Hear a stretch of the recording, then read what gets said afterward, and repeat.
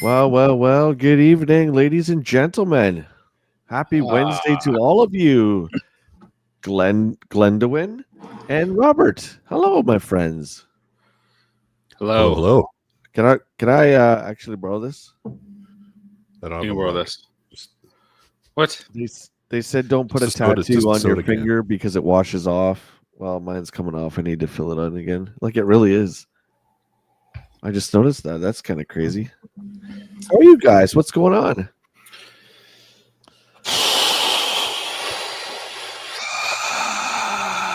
It's late. I know it's late for some of us. For some of us, it's late. I feel more awake than I have for any other show, but yet no one's home. The lights are on, folks. No one's home. Old age? Nope. Just me. Yep. Just me. Did Appreciate you the- guys partake in I- like Star Wars Day at all? Did anybody do anything fun? No, but I did do some new video game stuff new for me recently. I found myself in possession of an Xbox Series X, and I've been checking out this old Game Pass thing. Oh yeah, buddy. So I have Nice. a little bit more perspective on that topic since we've been talking about that. Of course, it's really interesting. Really interesting. I don't know that my opinion has changed at all. Then again, I don't remember what I said, but I stand by whatever I said. Well, it's like Netflix. Whatever right? was contrary to the two of us. what he Whatever said. those guys Pretty much. said, it wasn't good. Whatever I said, that's what matters. Glenn, did you do anything for Star Wars Day, or did you just watch Star Trek films? No, yeah. My wife's not a huge Star Wars fan, so I don't tend to observe May the 4th in a serious way. We had a great day, but it mostly involved going to the ocean and watching the dog play and swim, which was great. What I will say though is I did binge the latest block of Andor last night without meaning to. Haven't seen it at all. So that was my belated Star Wars celebration. Andor is fantastic. That's all I people are not hear. watching. I'm just waiting to be in the right mood for it. You know how sometimes like you've just got to be ready for it and you can't just squeeze something in. All I've heard is great things. So I don't want to sit down when I'm half awake or I'm trying to rush or I can't get a whole episode in. I just want to really breathe it in. It has more critical praise and hype than anything else without actually being true Star Wars hype or what I would say like fanboy Jedi hype. It's really refreshing that something that isn't connected with Skywalker specifically has found its own footing, has an end. So we're not going to have endless adventures within that universe. Probably, it's great. Excellent. Well, we here, and I want to welcome everyone to the stream, by the way. Lots of you hanging out with us tonight. I do appreciate it. We appreciate it here. We played Fortnite for 8 hours Saturday, which Holy is smokes! Star Wars Yeah, themed. Fortnite. Yeah, it In landed one on- day, one Yeah. day you played that much video games? I know, right? It's like One I'm day? 16 again, dude. I couldn't believe it. It was fun. It's a Star Wars themed season.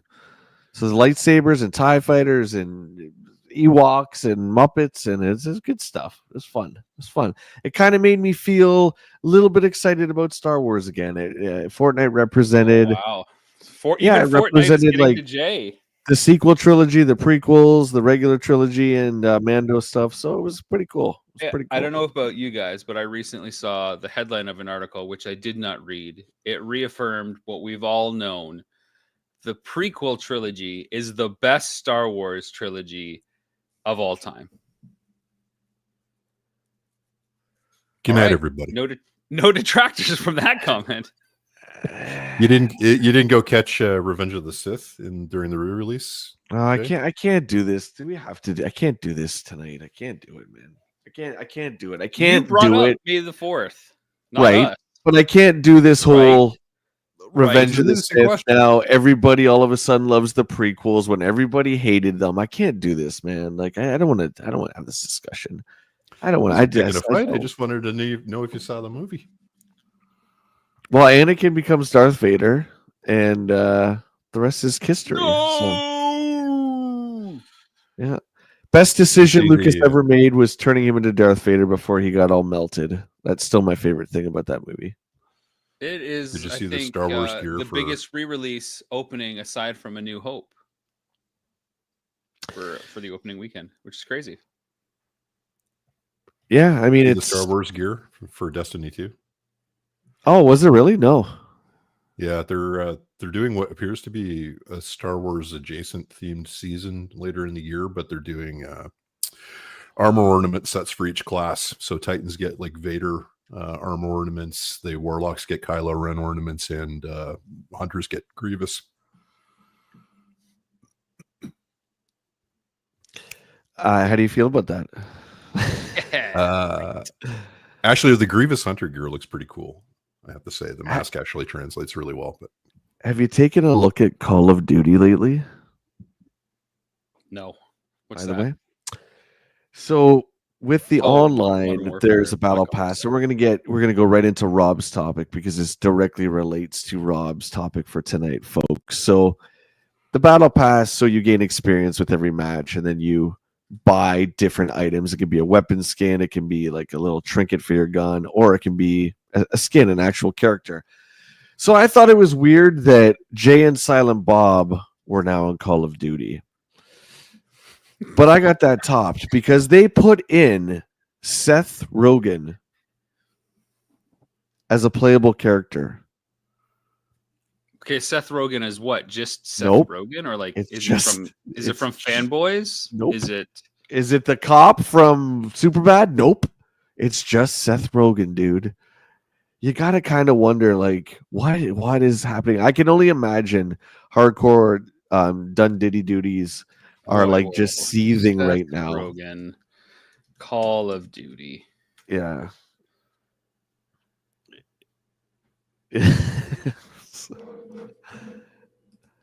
I'm assuming Yeah. you guys can still see my face right now because It's a Okay. little rough. It's a little rough.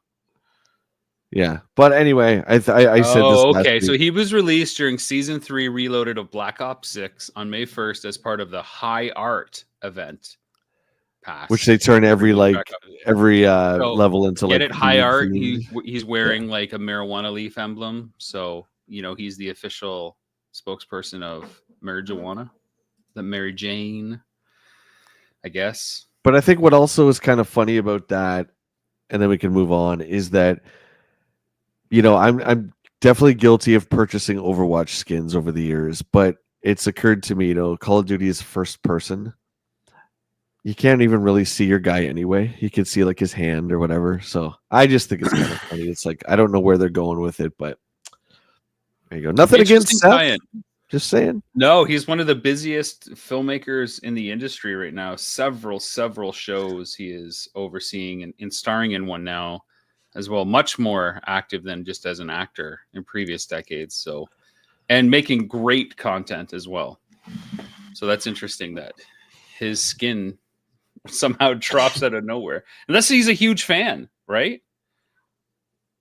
But yeah, I mean, it wasn't Jason Mewes and Kevin Smith. It was Jay and Silent Bob. Do you know what I mean? So at least put Rogan as one of his iconic characters. That I kind of get. But just like imagine they just drop like Brad Pitt. Well, I would be the first one there, but they just drop like Brad Pitt. It's like here's Brad Pitt. It's like what? Okay, what? Who is the iconic Seth Rogen character? That should have been. That's kind of what I was thinking. I'm like, wait a second. Mr. Rob's like all over him. Oh, he's the greatest filmmaker of all time. So I don't know. Pretty sure all I keep hearing about is filmmaker of all time. I said he's doing a lot of great content right now. The police officer from Superbad, I hear, is one. I think his name's Officer Lips or something like that. Drugs are bad, okay? You got that right, Dan Buster. All right, Rob. So I found one article.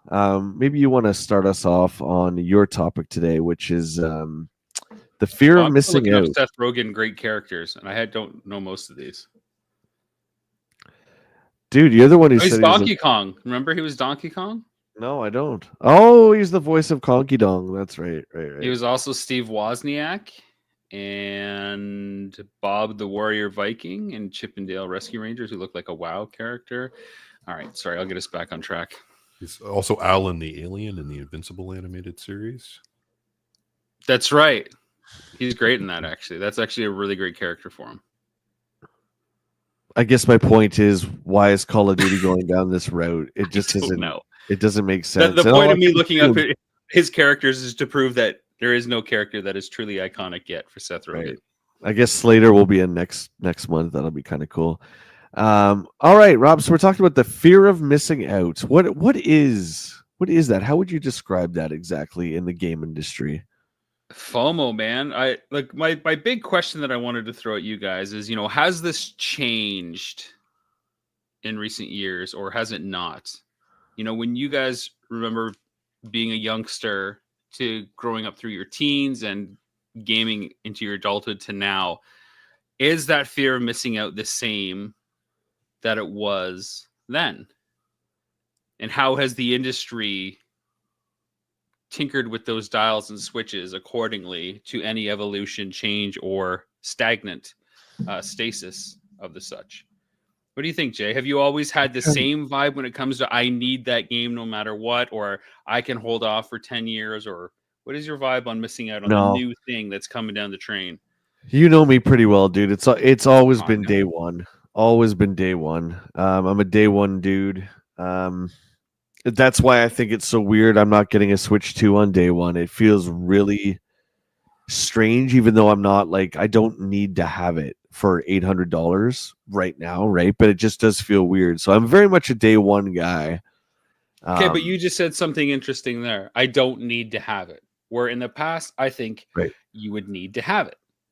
So, like we said when we talked about the Switch earlier, if it launched with a new Zelda or a new 3D Mario, I would be singing a different tune.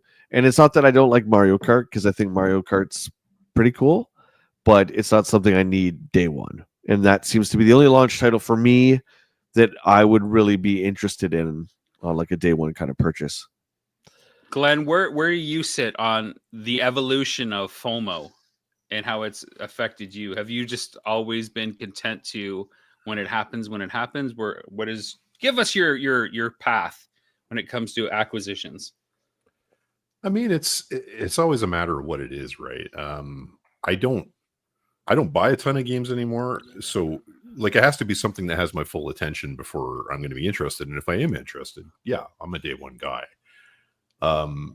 Unless you get, you do get the odd situation where something will sneak out and it sort of, becomes bigger via word of mouth, right? It's something that kind of flew under the radar, maybe wasn't as hyped as some other stuff. Maybe there wasn't a lot about it out in the media before it launched. But then all of a sudden people start picking up on it organically, and it's a thing you need to go get. And you sometimes run into issues where supply is impacted by that sort of thing. I think GoldenEye is a great example of that, honestly. It's going back a really, really long time, but I think the hype for GoldenEye sort of followed its release rather than preceded it, right? And that was part of what made it so hard to get for a long time. But it's true of really anything, right? Like beyond games, you're a purchaser of prints, Rob. You've gotten the odd Mondo print or Phantom City creative print before, and you know how miserable it is in experience trying to get one of those things. Yes, I do. All these limited run things, and there's the part of me that's just like, man, I've got the money, just let me buy the thing. Like, why do I have to jump through these hoops? But if you want it badly enough, you jump through the hoop. In the case of Switch, I think that's somewhat complicated by the experience we've seen with hardware in recent years and hardware launches in recent years. I think a lot of us remember how brutal it was trying to get an Xbox Series S, X, or PS5 back at launch, and for several months thereafter, without remembering why that was complicated, right? But people remember that. They now see, high demand for a Nintendo console that's also compounded by, uncertainty around tariffs and whether it's going to become more expensive or it's going to stay the same price or what have you, right? So I think a lot of people just pulled the trigger for fear of missing out, and that brings us back to your original mission statement again, I guess. So let me just read this article real quick here, Rob, and then you can take it away. FOMO in the gaming community. The fear of missing out is a very real in this era. FOMO can drive gamers to make impulsive decisions and buy into premium editions, hoping to experience the latest games before their friends do. This aspect of gaming culture has led many people, including those in the thread, to feel pressured to buy games they may not have intended to purchase. Users like Thomas simply waiting for 2 days to enjoy the game at a standard cost, while others like Claymore in the closet reminds us that you can just click the alluring buy button. Yeah, so they're talking about. Remember the early access you get it Friday instead of waiting until Tuesday. The EA was really big in this like 10 years ago with NHL and Madden, where you could pre-purchase the deluxe edition. You would get it the Friday, so you'd have it the whole weekend. Call of Duty does it too. Anyway, take her away, Rob. I think there's not really much else in the article. I don't think. No, I mean, that actually links to the next point, and that's the dependency that the industry has on the hype machine playing into your own fear of missing out. And so, like you mentioned, the pre-adopters, the launch editions, the pre-order bonuses that you get. I think that stuff seems to have dwindled more than, say, it was 10 years ago. It felt like every single game 10 years ago had a pre-order bundle, had a special edition, had a collector's edition, and a lot of them had physical stuff that went with it. And maybe that's why it's dwindled down to maybe something a little bit more pedestrian, just like extra skins or extra credits or a unique piece of gear. But it feels like that whole, hey, you better get it now and get all this extra stuff has stopped a little bit, because I think so many people 10 years ago got burned on crappy games that if they just wait 24 to 72 hours, they'll see that it's like a 6 out of 10 and not a 10 out of 10 and save $120 to $200 depending on the ultimate edition price out there. So I think it's really interesting that the industry is so dependent on the fear of missing out on us, but they don't have the same kind of leverage. And the only leverage that they have is supply. Do they have enough supply to go around? Are they shortchanging us on purpose? Is that better that there isn't enough out there? At what cost? Is it better when we can all get it? What do you guys think?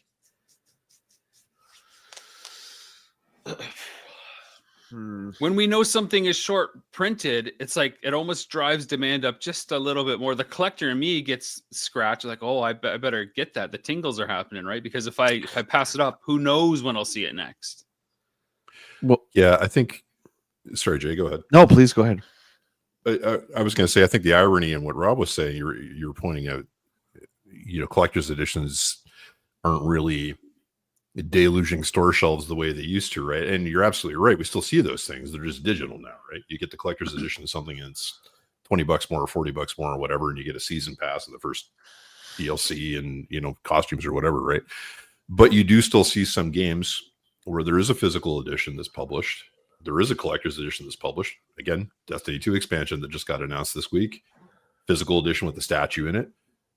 Those things are ironically becoming collectible again because of their scarcity, right? They're not littering every store shelf. Like, nobody's got these gigantic, tinned Assassin's Creed games that nobody can find a shelf to put on anywhere in the store, which Jay probably remembers from back in the day. Well, yeah, I mean, where are you going to buy it now besides GameStop, right? Nobody carries games anymore. Like, unless you're getting it shipped, you know what I mean? So, I mean, is there an angle to it in terms of trying to sell that stuff? Maybe. Is there an angle to it, or does it just make business sense because they know they're going to sell more copies of the digital edition or the standard edition or whatever the case is, and they're just like, we're cutting it off as a limited run because we don't want to expend the capital on something somebody isn't potentially going to buy. But then when you talk about stuff like hardware, and again, Jay, from our experience working in games for as long as we did, as well as I do, anytime you can't get that hot new console, everybody's always like, oh, why didn't they make more? Oh, they're holding it back on purpose to create demand. And it just doesn't make logical sense because they're not making margin on that hardware. If you can't get the hardware, they can't sell you the software they actually are making money on. So that's an argument that doesn't hold water. Nintendo has always been accused of short shipping everything, including the amiibos. And I would always come to their defense, knowing the reps at Nintendo, and that's just not true. They're smart and they don't overproduce. So, you do a wave of amiibos, 4 or 5 guys, and one of them is going to be, sitting on the shelf forever, right? So they're very smart. They just put out small waves and wait for all their stock to sell in all the stores. Okay, then they go to print again. So you're waiting a month or two, and then the stuff comes back. I think the way they do stuff is really great. It does cause FOMO, especially with first party games that first come out, but they can also back it up with quality product too. Glenn, you hit on something that I didn't even think about, which I love these moments. You mentioned how Destiny 2 is now getting an expansion pack and there's a physical component to that.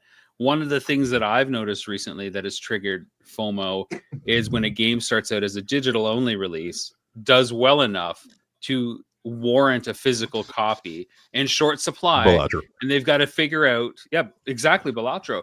Yeah. But how are they going to get people to buy the physical copy if there isn't some sort of extra thing or extra hook other than just the appreciation of the game that is already everywhere digitally, sometimes, for only like $10 on stores. So why would you go out of your way to spend like 30 or 70 in the case of some of these physical runs? So but like you said, they become collectible if they have a big enough audience because they are that popular to warrant that physical release. Clearly they're doing some math to make sure that they're not just sitting around forever. So you want to snap it up. So I'll take that a step further, and the chat very well in this community knows Fortnite, and they have an online store that we'll just go Eastern Standard Time here, or Eastern Time, every day at 8 o'clock. The skins, which are nothing more than cosmetic, switch over unless it's something that they keep on for a couple days or whatever. For the most part, every day at 8 o'clock, the skins switch. And the thing is, Rob, let's just say, I don't know, there's like the black Spider-Man suit skin, okay? The symbiote Spider-Man. It'll be in there today. And you have till 8 o'clock. And if you don't buy it, you have no idea when that's going to come back in the store. It may be a year. It may be 2 weeks. It may never come back. So I think this is, for me, the prime example of FOMO in gaming. And a lot of games that do, Call of Duty does it now. They follow the same model. A lot of these online games are doing that, where it's like, well, here's the cool Star Wars skin you want. Get it now, or you're going to miss it. And there's actually websites dedicated to every skin Fortnite has created and when the last time they were in the shop. And I'm waiting for my Resident Evils to come back, and they haven't been there since 2023. And it's just like, that's to me the ultimate FOMO is for that game. It's crazy. Oh man, what a tough deal. Yeah. I I guess this dovetails perfectly into my next question on the topic is, what is the price of waiting? Whether you choose to not buy into the hype and force yourself to get it day one, whatever it is, software or hardware, or you choose to hit pause because I don't want to spend $800. There's something else I'd rather do. I don't have the cash. What is the price of waiting in these situations? And how has that changed from the 80s, 90s to now? Because I think there's a huge change. It seems to be. Did you see Raj was talking to you there, Glenn? Raj wants to know my opinion on Thunderbolt, so I was trying not to derail anything. No, that's okay. That's okay. Well, you can answer that in just one sec. I would say, to me, Rob, having worked gaming retail for so long, it feels like things back then were easier to get.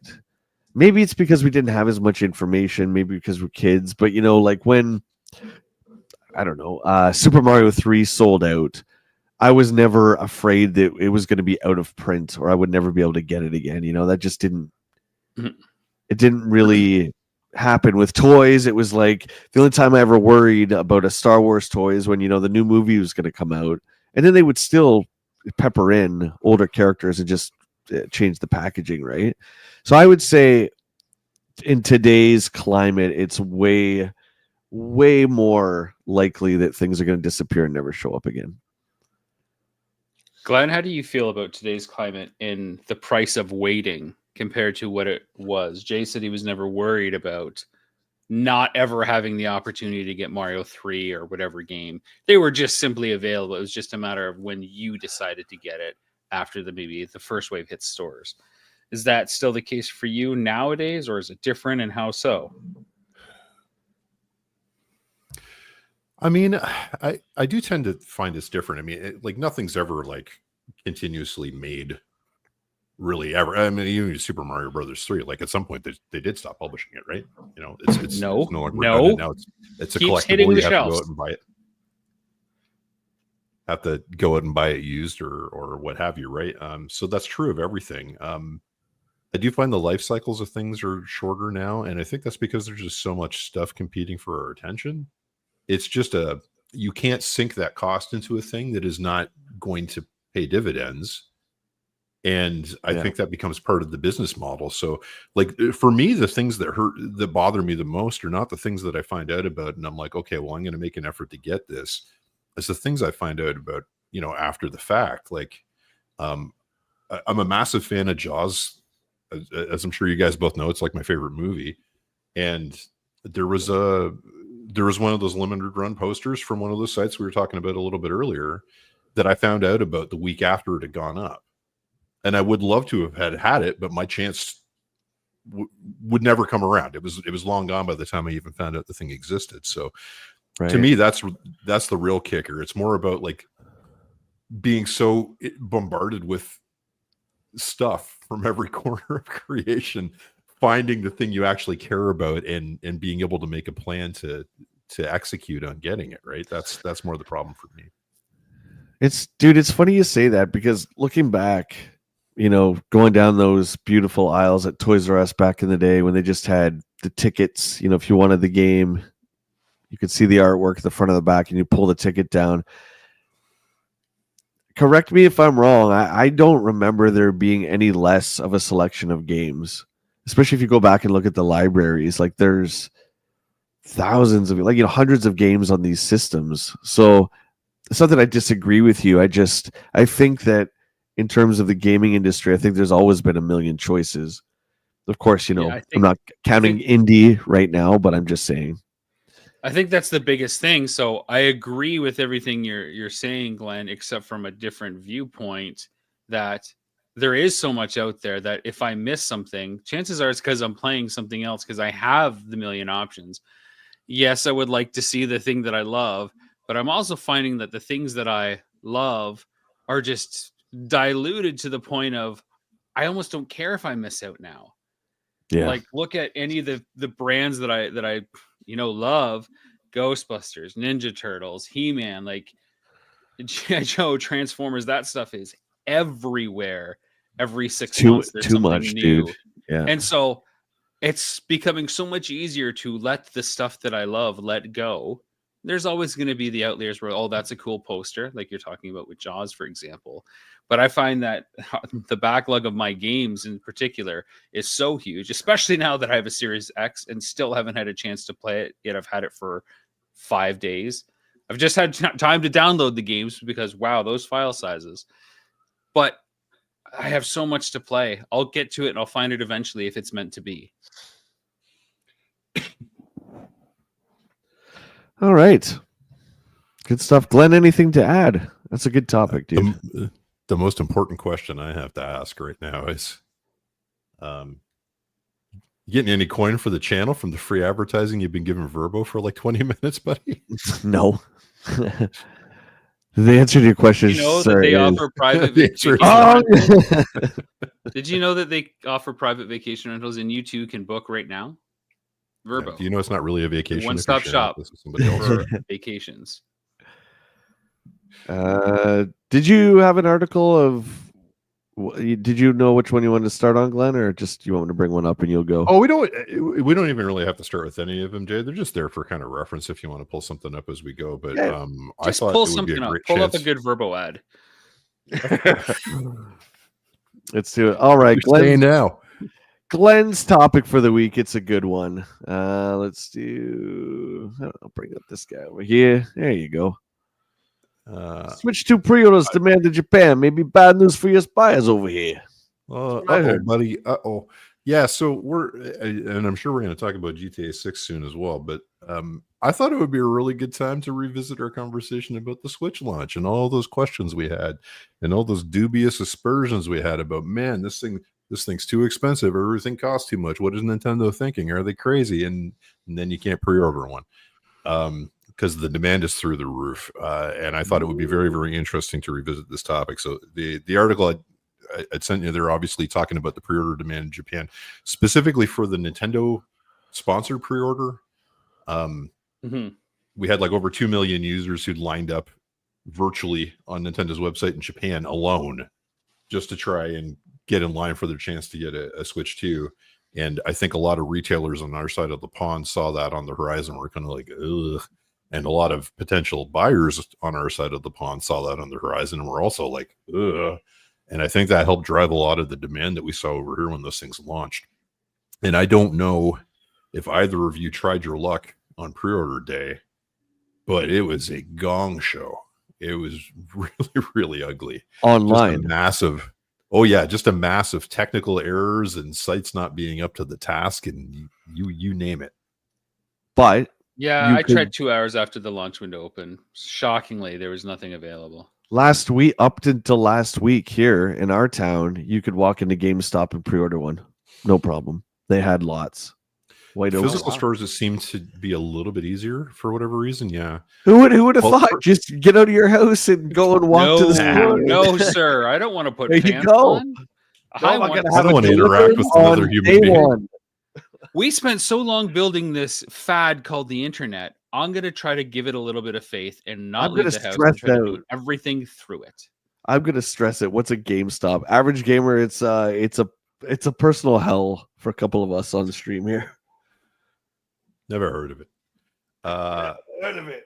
So I think we compared notes after pre-order day, and neither one of you guys even attempted it. I think from what I remember. No, I'm on some Amazon list that will never see the light of day of rewarding anybody with anything. I'm probably on a million freaking mail lists now, just telling Amazon that I wanted this thing.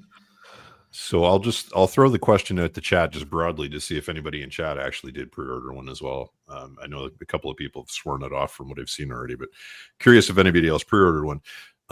I actually did two. I pre-ordered one the night again on the West Coast, so time zone's a little different. It's a bit greedy, don't you think? Midnight Eastern on Costco's website. Managed to check one out after several unsuccessful attempts, but the whole thing felt kind of dicey. So I took a shot at Best Buy the next morning, and I managed to get one pre-ordered. And as it turns out, 2 days later, Costco also canceled my order for the first one. So I did pre-order one, and I still don't have a ton of faith that the order is necessarily going to get filled, if I'm being honest. So I did the math, and I think the Mario Kart one would have come to almost 800 Canadian or something like that. And it's very close, yeah.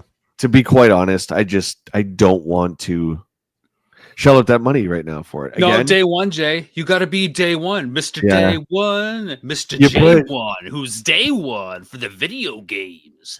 But like Zelda or Mario might be different, but for Mario Kart, that's just not my thing. That's all. So I guess I'm kind of lucky. What's going to end up happening now is you're going to spend $800 later when the Mario Kart title gets announced. You're just not going to spend it now. Well, yeah. Well, yeah. I've got time to save, is what you say. Well, I still won't get off my couch, and I'll still click my keys. This actually does come back to the FOMO conversation, right, Rob? Because they are discontinuing the Mario Kart bundle by the end of 2025, from what I recall. They always do. Yeah, they always. So for the person who doesn't get the bundle, they're going to wind up paying full price for the game, because you do get it at a bit of a discount if you buy it with the hardware, right? Well, guess what? I have a feeling, like always, there will be a Zelda bundle that people will want to get it discounted on a Zelda game. So you better save up, folks, and get that bundle. I mean, the good thing about this is we know that this will be the only Mario Kart for this generation. So it's not like Call of Duty where there's a different one each year. So if I didn't get Mario Kart 8 on the Switch till like 2 years ago. So I'm not too worried about it. I don't know. Where's that poll? So I put a poll. I want to just ask Rob and Glenn this real quick here. Yeah, I don't know about the poll. I said, Rob and Glenn, what's the max you'd pay for Grand Theft Auto 6 now that we have a date? 80, 90, 100, 200. I still haven't played Grand Theft Auto 5. I'm literally downloading it right now, though, because it's on Game Pass. When will I get to it? We don't know. I have a ton of fear of missing out with GTA 5, clearly. You might be a little late to the party. No, I'm still... And this is how late I am to the party, Jay. I'm realizing now that there's a difference between GTA 5 and GTA Online. Yeah. Yeah. But now you've got That's Game where I've Pass. Now that I've Try got it Game finally, Pass, right? I could be a real gamer. It's a big deal that they put GTA 5 on there again. What's up, Chad? Hey, buddy. How Got you doing? Walken-esque. Now that you've got Game Pass, Game Pass. Okay, well, Game Pass. so Rob, Grand Theft Auto. then. Glenn, how Might- much would you pay for Grand Theft Auto Canadian? 80, probably- 90, 100, or 200? Probably not going to buy it. It's like the honest truth is I really 59. struggle. I really struggle with open world games. I don't play nearly as many games as they used to be, or as they used to, I should say. So what I find is when I have time to play something, when I have the energy and I've got the ability to kind of put my attention on something long enough to play it, I really do need a little bit more hand holding to enjoy the experience. So when you give me a game where it's kind of like, oh, the world is your playground. Take anything you wish, go any place you desire. It's like, could you maybe just tell me where to go instead? Like, tell me where a cool thing is, and I'll go do that. That would be great. All right, here we go. I'm not going to stand for this nonsense. There's maps in these games, G, and you go on the map and it shows you where the quests are, and the side quests are Belarus. optional. Who uses a map? You don't need a map. Let's map's gonna shout do? out Chad with the 30 months, buddy. Thank you so much. Looks like you got you got Randy's mom still, dude. Good for you. Your Zelda Sword and Shield are up next. I think Chad, you're second. I think you've been the longest member next to our buddy Zach. So thank you so much, buddy. I love you. So let's yell at Glenn more about this. He needs his hand held. We're gonna find my way through the city of crime. For somebody who loves Metroid, you have an aversion to maps? Beat him up, Chad. I didn't say I don't have. I didn't say I have an aversion to maps. I said You like said you struggle with open world games but they have maps to help you not struggle but with such. But Metroid's also vast not an area. open world game. No, but the map is there to help you. The map is your friend. Sure. That's the thing is for me.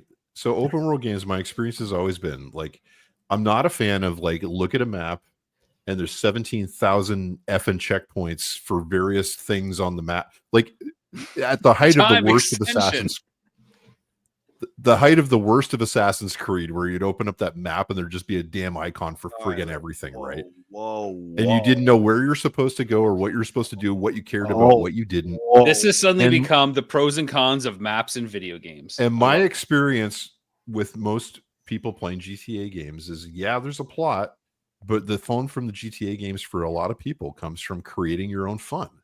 And that's great. It's just sometimes I don't want to play in the sandbox. That's Just great. deliver me- I'm just allergic to deliver fun, me- and I have no deliver creative me the great imagination, episode of and TV or therefore, great I don't film want to play instead. video games. Josh knows what I'm talking about. So how much would you pay? None of you have Depends, answered the question. You're both fired. I It wouldn't. I'm not depends on gonna how buy it. good GTA 5 is or GTA Online. Now that they're two different things. Rephrase it to be, how much would you pay for the game? Ask me how much I pay for Metroid Prime 4. How much did you pay for Grand Theft Auto 6? Glenn, how much would you pay for Metroid Prime $0. 4? 80, 90, Depends. Is it on Game 100? Pass?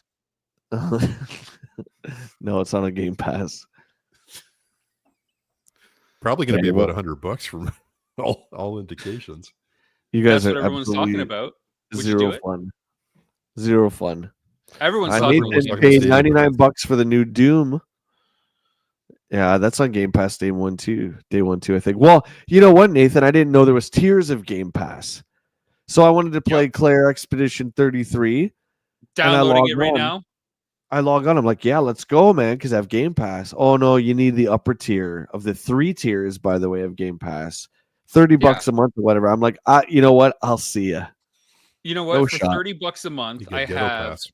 So here's what happened. We'll peel this back and then we'll answer your question eventually, Jay. We will answer it I eventually. don't okay? care anymore. Go ahead. Tell us Got your a story. Series X. I bought some games off Amazon because I'm gonna eventually play some new titles. Starfield. I'm gonna play Indiana Jones. I'm gonna do all these things that were Xbox. I know Indiana Jones just got it released on Sony. Leave me alone. But then I fire up Game Pass, $30. I'm like, okay, well, if there's 2 games that I can play here, boy, that's a screaming deal. Turns out, like every game I wanted to play on Xbox is on Game Pass. And for $30 a month, I can play them all instantly. I literally did not have to buy a single physical game. Yeah, I'm aware of how it works.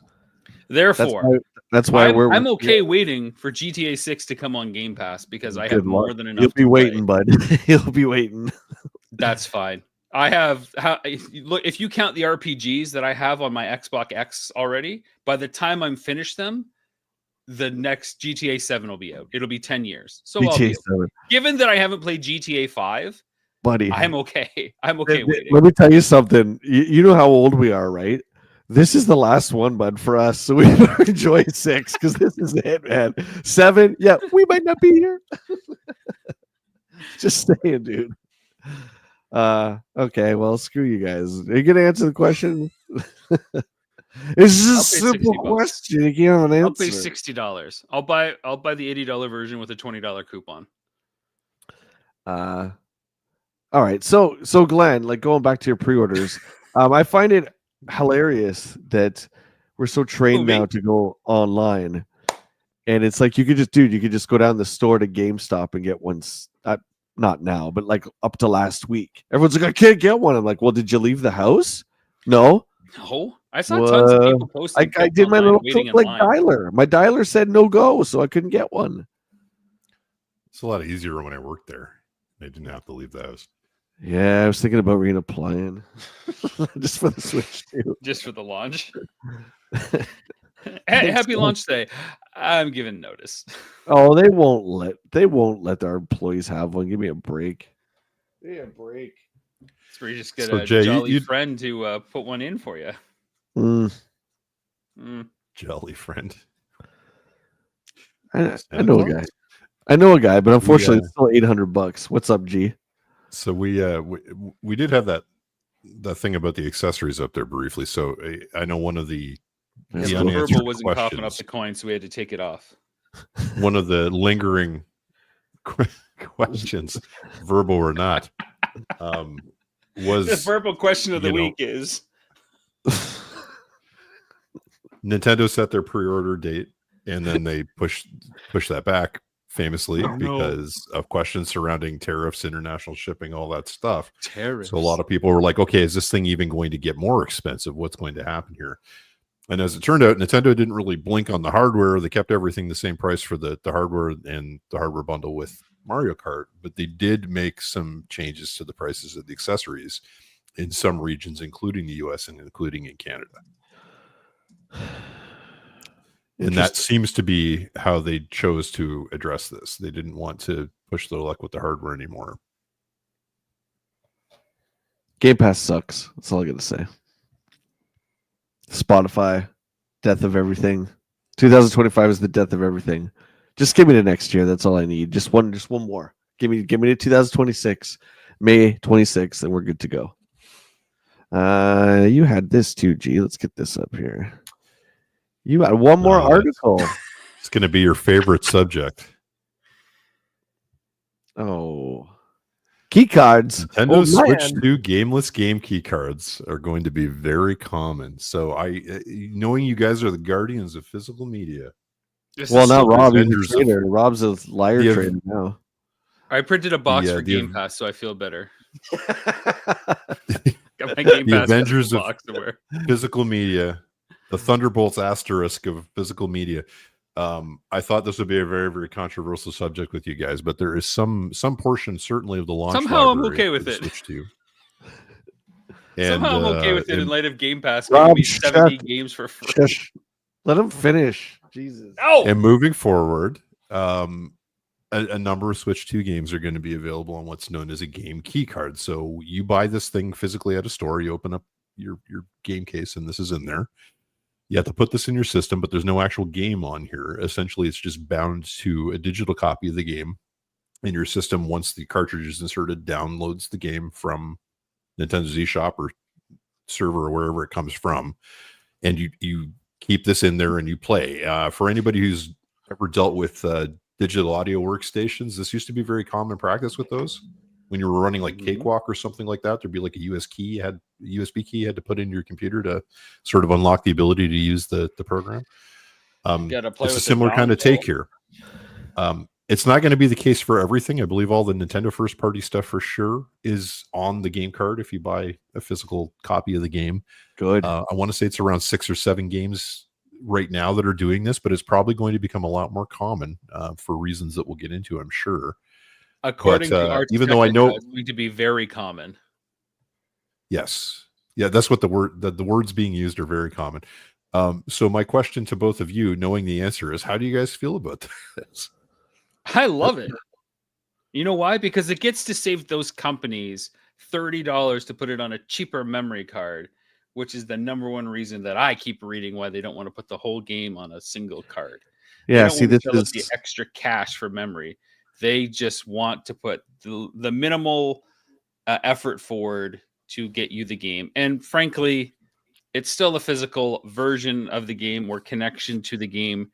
Most games have to download how many updates by the time the run of the system and library is over. So how much from the original source code on that thing that you've downloaded, be it disk or cartridge, is still there and could function without the other stuff. So just to clarify as well, because I saw Josh mention resell in chat here. The game that you get that is linked to this game key cartridge is not linked to your Nintendo account. It's linked to the cartridge. So you could presumably give this cartridge to somebody else and they would then own the game, right? You could resell it to EB, somebody buy it, they'd own the game. So to be really, really clear, there's not like a CD key or something like that assigned to this. It's just you physically need to have that cartridge in the system in order to interact with the game. That's right.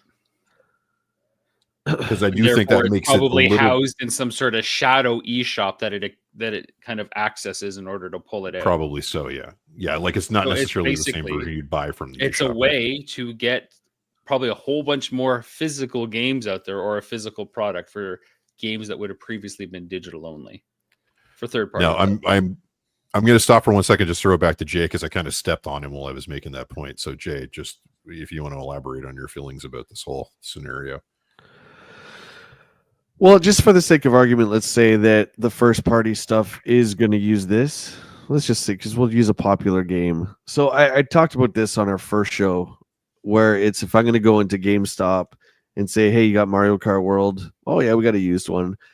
They hand it to me, and it's the box art, and then I open it, and it's this blank cartridge. I mean, I don't like that at all. It feels like a cartridge. Well, it's going to look like this, is it not? It's going to look like this. There may be art on it. There's probably going to be art on it. I don't know about that. I'd be shocked if it was just white. That seems. I'd be shocked as well. Like I think in every respect, it's going to sell it and trade it. How would you know what's on it unless it had art on it? Yeah. Well, how would even if you had 5 games that were in that format, how would you know what's on them, right? Like I would expect it to look like a retail game in every other respect. Yeah. It's just functionally not going to be quite the same. Doesn't have like 64 gigabytes of space on it. It has like 1. So, I think it's a cool idea that you can share games, I guess, digital games with your friends now. That's kind of cool. It's not that it's a digital game. It's just a way of being able to play and trade games. Yeah, the virtual game cards are different than this, right? Though that is literally like a digital representation of your game library in your Switch that can be like shared amongst Switch consoles and the like, right? This is This is basically you are buying something and the game itself is not on it. You have to download it. And I'm saying we're pretty much in that era right now. Somebody in chat said they just bought Indiana Jones for PS5. Right, I gotcha. There was only 20 gigs on the discs. They had to download the other 100 gigs. Very similar concept here. Yeah, the difference is you have to have this card in the card slot or you can't play the game. That's right. So if you were to put this in, I don't know, you got Zelda and it was in this format, you downloaded the game, you play it while the cartridge is in there. If I then gave that game card to Josh, I wouldn't be able to play the game anymore. He would then be able to put it in his Switch, download the game, play it. But again, same thing. You gave me the cart back, he wouldn't have access to it anymore. It doesn't still tied to that game cartridge. It doesn't sound that bad. My bigger issue is like, with Rob saying about indie and stuff like that. Like it's just this idea of always having to be online is something that has been around since the Xbox One, which is in my opinion, why Xbox has tanked so hard was because all that crap with the Xbox One is still haunting them.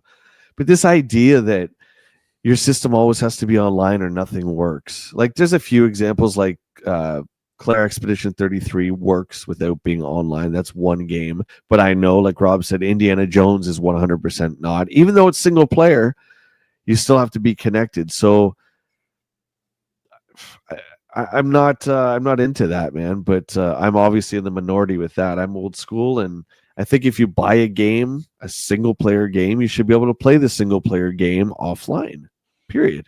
So I just don't like to be chronically online with my systems, I guess is what I'm getting at. So let's talk a little bit about why they're doing this too, because I think that's an interesting part of the equation here. Hey, before we get there, let's just give a shout out to the Ed Zero Adidas Pro 4 sneakers that got a good 7.5 minutes of our screen time. And thank you, Scroll Sega, up for a second, sponsoring the stream. No, Scroll Thank up you, for a Sega, second, for Jay. also I wanna letting make us sure know that it's a people GameCube see card. this. Yeah. Okay, good. Okay, we can So- move on now. So in many cases, the reason for this is necessity, right? Nintendo, the game cards for the Switch and the Switch 2 obviously are proprietary. It's a proprietary format. They don't run on anything else. I believe the current size capacity of a Switch game is 32 gigabytes, and it's going up to 64 gigabytes with these game cards. But the reality is that a lot of modern video games will not fit on a 64 gigabyte game card. And that's where this comes from. So, like, we've talked about Destiny 2 like 78 times tonight. One more time. I think the installer for Destiny 2 right now is up to like 90 gigs. So if they ever did a Destiny port for Switch 2, you would have to download it, or at least download a portion of it. There'd be no other option because it will not fit on a game card. And that's part of the rationale of this. well, dude, Rob, you have a Series X now. You're going to find real quick that you're going to be able to have like 3 or 4 games, regular size. Oh, I already games. ran into that, buddy. I was already asking our good friend Nathan, hey, how many of those terabyte card slots have you used, and is it worthwhile? Yeah, like Hey, it's I hit the they have quota to like address 5 games after. they have to address that issue first, and it's not the developer's problem. It's the hardware manufacturer's problem. The hard drives since the 360 era have not been big enough. They need to increase that, but they're going to throw some it's too expensive, blah blah blah crap at you. So you're constantly erasing.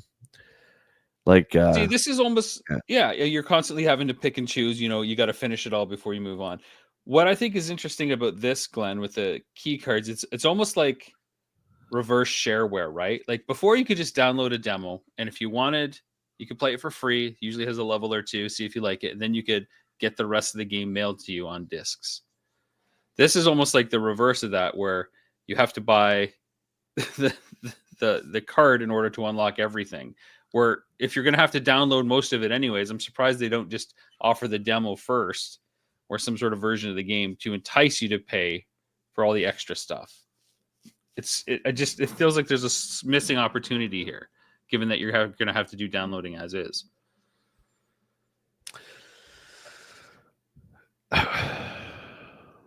Well, I think the PlayStation 6 and the next Xbox, if there is another Xbox piece of hardware, I think is going to be purely digital. Dude, I hate to be that guy, but I mean, music has hit rock bottom in terms of value.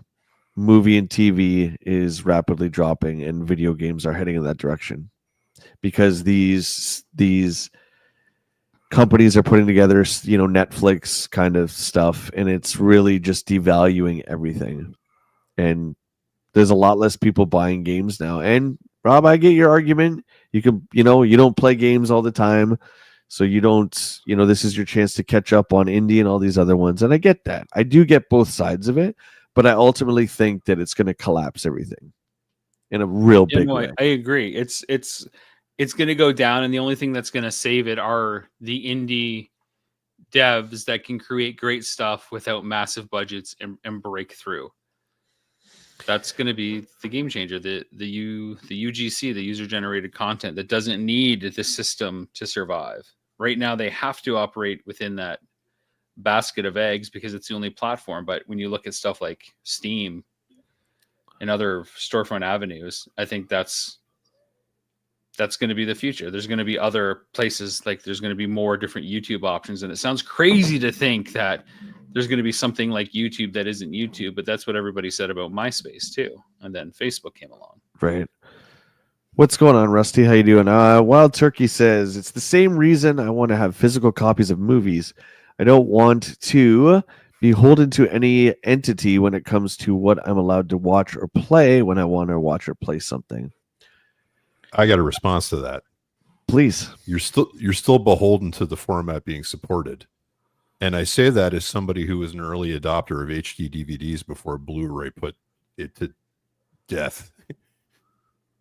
I have like, I don't know, 20 HD DVD movies that are literally useless. So much for supporting physical media. Well, hold up though, man. That's a format war. That's like we're talking about something that's still established. But well, what counts as established? CDs are not really a thing anymore either, right? But no, that was Blu-ray and HD DVD came at the same time, and it was Microsoft versus Sony. And I get that, but the point that I'm making is like the cassette tape is not exactly cutting edge technology anymore either. You tried to get a DAT player recently. You're still beholden to someone because you still need the format to be supported. Yeah, but it's so much easier to find a player than it would be. Do you know what I mean? Like someone was making that argument last week in the chat too, where it's like, oh, well, what happens when your whatever system dies? You know, you're not gonna be able to play the game anymore. You'll always be able to find an old PlayStation or a PS2. Do you know what I mean? But you have to. Yeah, but there's stuff from the 80s that you can't. Old. There is. You're gonna tell me to throw the dice on an old Xbox 360? Yeah, dude, you got like a what, 25% chance it'll work? Like a 1 in 100 chance it'll work. Got another red ringer.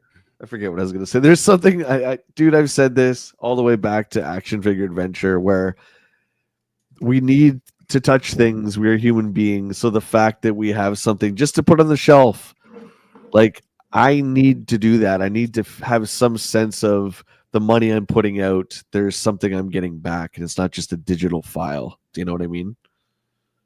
I don't know, man. I'm a dinosaur that way, but I've made my career on collecting old relics, so it's kind of what I do, you know? I get your opinion while also not agreeing with it, because I'm also the guy. Okay, well, you know what? How about that? Oh, I made a big... take him out. You know what, Glenn? Here's what you should do. You should just take a screenshot of that Jaws poster you missed out on, and then put it up on a digital frame. Oh, it's a lot quieter now, don't you think? Wow. I'll just print it. Put it up. It's no, because it's still physical. Just put a digital version of that Jaws poster you want up. Yeah. Why do you have Trent? Why I'll buy an NFT version. A JPEG. There you go. Buy the NFT of Jaws. And it'll be so valuable. I'm still the guy who'll spend hundreds of bucks to take a trip just for the sake of having the experience of taking the trip. And I don't get anything out of that other than my memories, but that's the point. And so I'll always make the argument for the experience. Oh yeah, but you trust me. When you take a trip, Glenn, you're bringing something back with you that isn't experience, grit and grime. You're bringing it all back. Pytober back with me. Yes, you can. It never leaves. I mean, we've always said, Rob and I have always said that collecting whatever we're doing, games, the toys, whatever, that is a fun game in itself. I mean, that's almost as fun as playing with the toy or, playing the game. So to live in a future where there's going to be generations way past ours that aren't going to understand that, I think it's really, really sucks that notion of going into a game shop. I mean, really, because when our gen and maybe the next gen is gone, is anyone going to care about this stuff? There might be a couple museums here or there, but is anyone going to care about NES games? Anyone going to care about Genesis games? Really, the world's on fire and you can't breathe there anymore. Nobody's going to care. I want to lean into Rob busting my balls for a minute too. Like I understand I'm a hypocrite with my Jaws poster, my Jaws Lego, and my Transformers. Oh, you picked up on that. Okay. Why do you have those guitars when you can just do air guitar?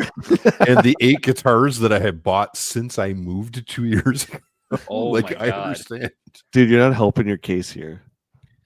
No, I know. I get it. It's just, but what I will say too, though, is like, I had to make a decision 2 years ago about like my wife, my dog, and everything that we absolutely have to take with us going into one car. And that was the choice we had to make. And that's why there were that many Transformers back there as opposed to how many I used to have. Right. That's why I don't have the 500 comic books I've had since I was 14. Like I made choices because ultimately at the end of the day, it was stuff. Right. But if you had a choice, and I mean, you're talking about moving across the country. If you had a choice between the new Wolverine comic book physically in your hand or the digital page on your iPad, let me guess what you would pick. You'd pick the iPad, wouldn't you? iPad. Yeah. Screw you. You ever read a comic on You're an not going to iPad? be a comic book quest, I can tell you that. You keep this up, mister. You ever been an old man reading a comic book on an iPad, pal? It's great. Dude, the fire of time, man. It's great. The thing's lit up. Why would you ever want to read iPad? What am I saying? iPad's actually a spectacular format for reading comic books. What's up, Chris? How you doing, buddy? Good to see you. I just want to put it out there too, before we forget. As voted by people on Yardbarker, the number one Seth Rogen character is Ben Stone from Knocked Up. Just in case there was any debate in the chat that I missed, Ben Stone from Knocked Up, as portrayed by Seth Rogen, is the number one character.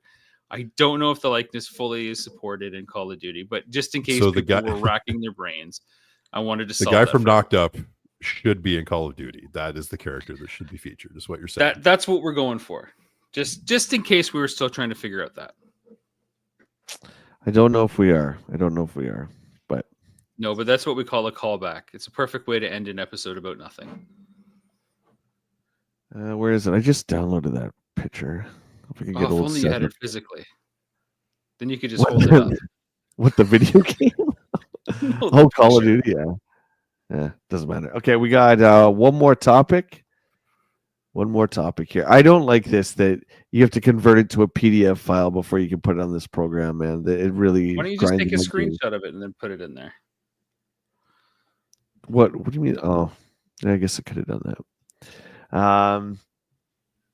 So we got this. This is, of course, my topic, and I'll tell you guys what I would pay for Grand Theft Auto in a second. But we got this message this week or last week. From Rockstar. I think it was Friday. So Grand Theft Auto 6 is now coming May 26th, 2026, which is a Tuesday. Hey everyone, Grand Theft Auto 6 is now set to release in May 26, 2026. Now remember, the first trailer we got for GTA came out in December of 2023.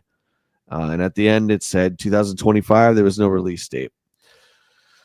We are very sorry that this is later than you've expected. Your interest and excitement surrounding the Grand Theft Auto has been truly humbling to our entire team. We want to thank you for your support and your patience as we work to finish the game.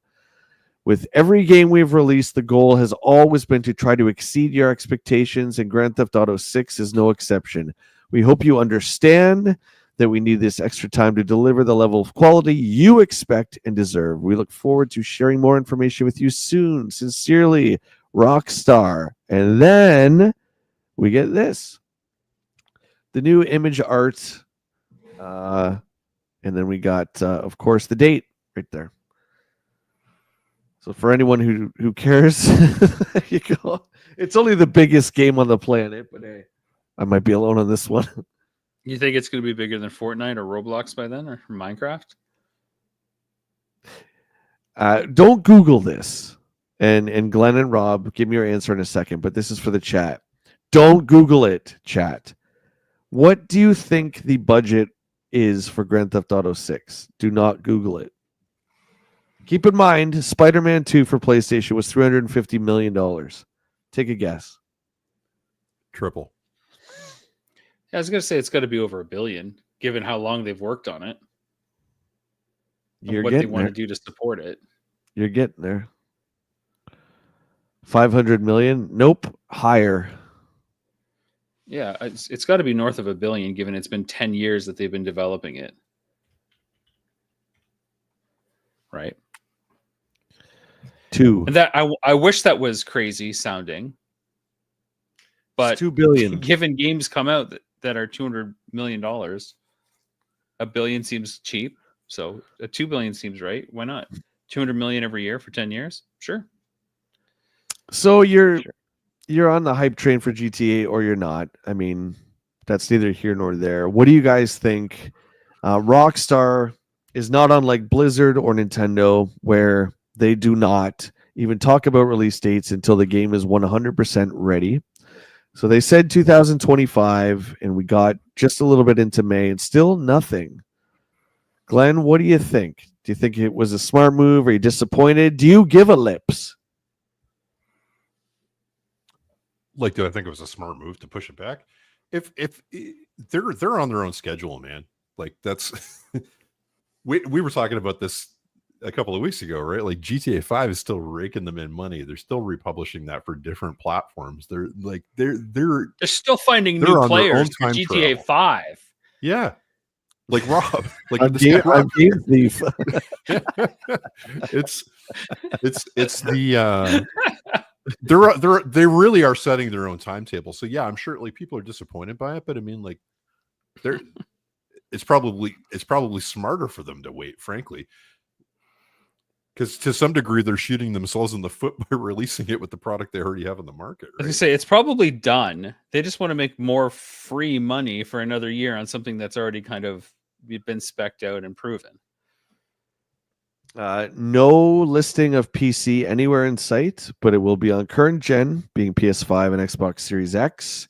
PC is rumored to be a couple years, and I would much rather it on PC, but I got to say I'm quite thankful because I do not want to buy a new PC, and there's no way that anyone's computer is going to be able to run this game day one. So, yeah, $2 billion is what the budget is for Grand Theft Auto. So this is the website, and they've added a bunch of really cool stuff. Also, it is a Vice City again, then, eh? It is a Vice City, yeah. Present I don't day. know anything about it. Well, there you go. I'm not gonna. I'm sure we can play the trailer. I'm not going to though. I don't want to have any of that nonsense. Yeah. So this is their website, and I don't know if a lot of people have been on this, but there's a ton of information. Rob, what do you think about the delay? I think it's great. Smart I move. think it's great. I think people expected it to be this year. At some point, you've got to say something, right? It kind of makes sense to say if it's May next year, then hey, just let people know it's literally a year away.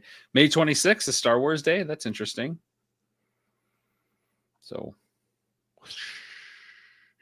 yeah, I like that they respect. good sound effects, Jay. My thoughts that they respect. Ignored me. It just had to make sound effects as you scrolled. That was awesome. Thank you for ignoring everything I said.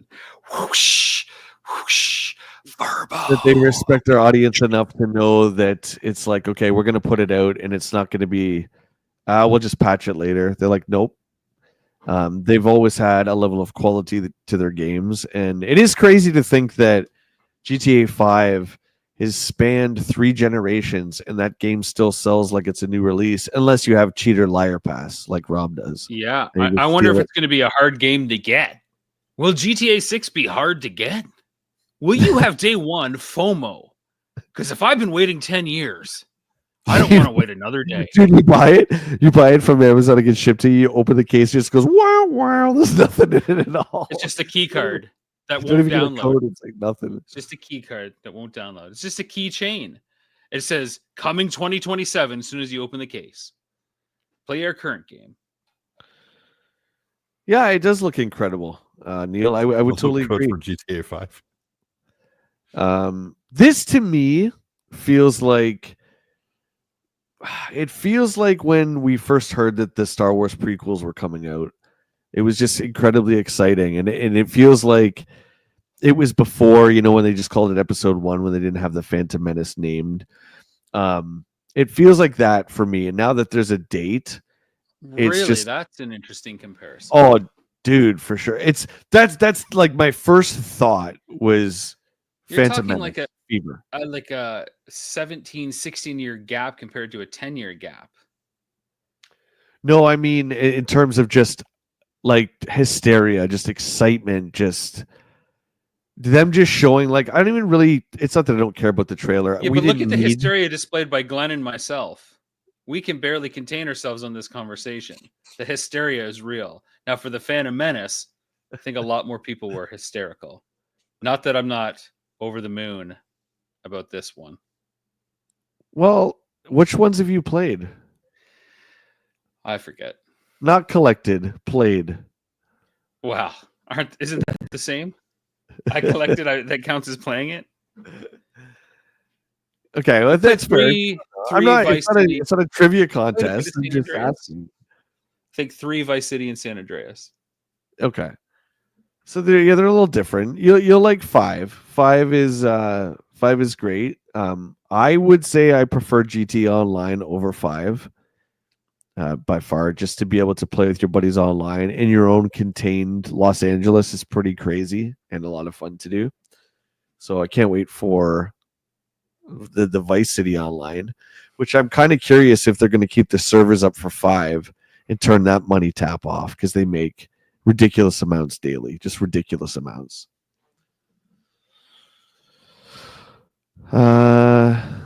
What has the GTA franchise moved beyond Minecrafting ladies? Oh no, you can still do that. You can still do that.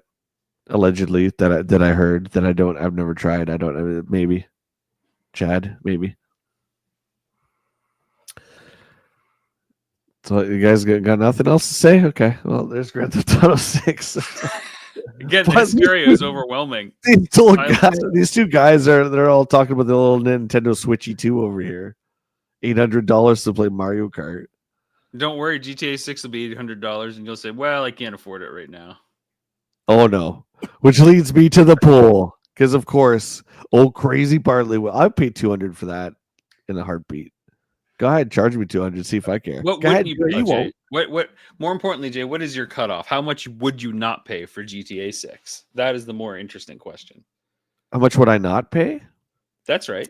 You gotta How kind much of is look too at the amount of hours of enjoyment I've got from Rockstar titles in the past. So great, A lot of joy. A lot of joy. You'd pay over $1,000 then For Grand Theft Auto 6? 10 years for $1,000 day one. Oh, dude, I'd do 1K easy. Sure. Yeah, easy. No problem. Scream it louder so everybody at Rockstar knows what you'd pay. Easy. Yeah, they're gonna change the format of their games, the cost, because this dude says he'd pay $1,000. It's going to be pay to play per area. In order to unlock the next area, there's another $80. You want to go? You want to go over to San Andreas? You know what? Go ahead, because I would rather play that than the same Ubisoft drivel over and over again, and the same. You want to get on that car in that street there? That's $5. Dude, there are some bootleg GTA 5 online servers that do that, man. They make their own currency and stuff like that. It's like it's a scene, brother. Don't go near that. It's a scene. Bootleg GTA. My favorite GTA was Lego GTA. That was my favorite. Lego City? Who made that again? Yeah. I can't even remember. I was forget great. who made it. Was it Nintendo that made that? No, it was fantastic though. Lego City. Biggest compliment I can give the game, Jay, is it doesn't need me to be excited for it. Like it's a game that sells itself, right? Like it's just, I don't know what else you say about something that is clearly going to be like. Well, you've had a lot of change. comments on Switch 2 and it sells itself, Glenn. Yeah, I think it was more. Yeah. It was not. or really did it? We didn't think it was 2 weeks ago. No, nobody said we didn't think it was. Nobody said that.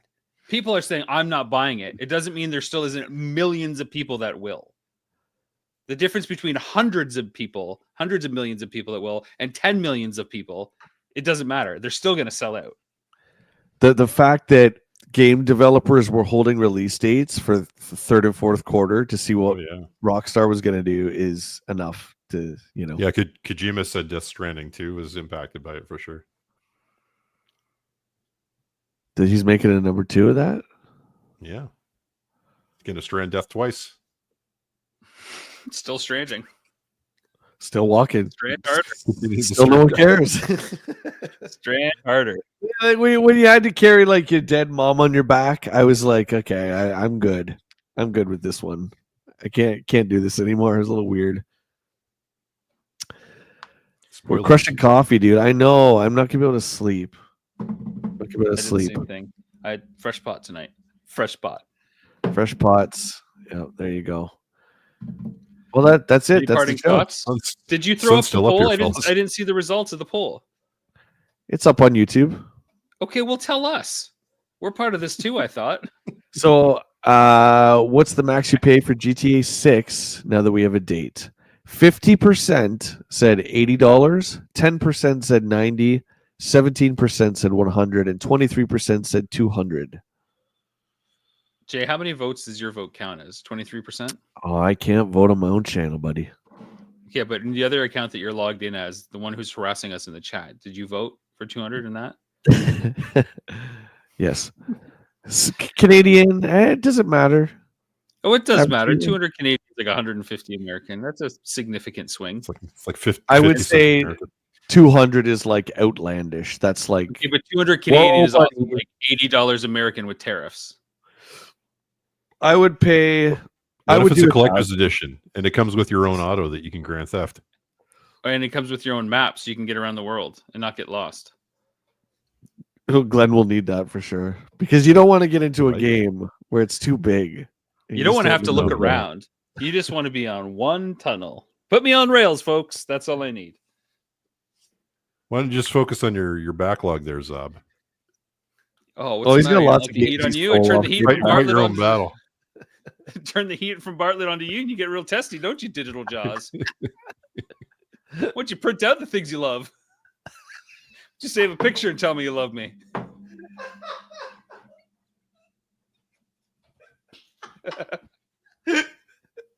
Oh my god, that was good. That's a clip. Someone clip that. Oh my god. I get a new. I get a new figure. I need a piece of paper. Oh, I'm sweating. I'm sweating. Oh my god, he's crying. Oh, that's good. That's good. And this is how Stella got her groove back. Oh, Printing it out. what platform did you steal it on? See, when you get older, ladies and gentlemen, you don't drink anymore. You just stay up past 10 and you get all wacky. Sleep deprivation kicks in. Just wait to Super Nintendo Quest. It'll be a lot of fun. What? Anything else? That's it. That's it. Glenn, you want to say your All right. goodbyes to the lovely people over here? Hey, lovely people over here. Thanks very much for joining us, chat. This is a fun one. As always, I hope everybody has a lovely week, and I hope all of your Switch 2 and or GTA 6 and or Jaws related dreams come true. Thanks for listening and participating, folks. If you want a copy of this on DVD, hit me up. I'll sell it to you. That way you have a physical version that you don't ever have to worry about disappearing on some sort of streaming platform.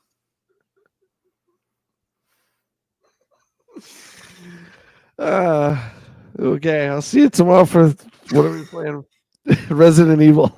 All right, guys. Thanks for hanging out. I love you very much. Goodbye. I'll see you later. Have a good one.